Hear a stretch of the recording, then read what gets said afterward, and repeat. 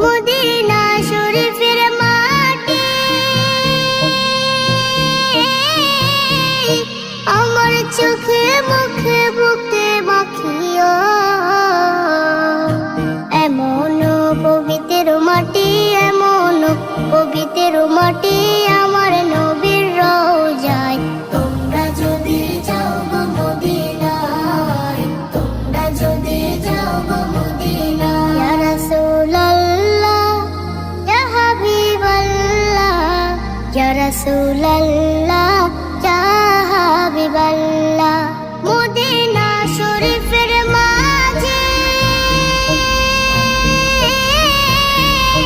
বেহেশতের বাগান আছে ও।